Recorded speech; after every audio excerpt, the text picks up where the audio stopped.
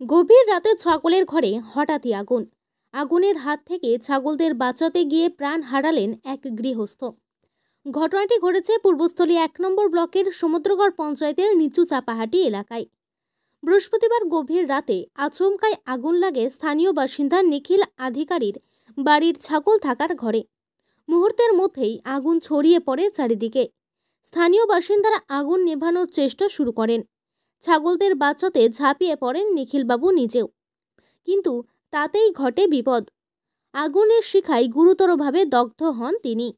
স্থানীয়রা তড়িঘড়ি তাকে উদ্ধার করে নিয়ে যান শ্রীরামপুর ব্লক হাসপাতালে। সেখানে চিকিৎসকরা তাকে মৃত বলে ঘোষণা করেন।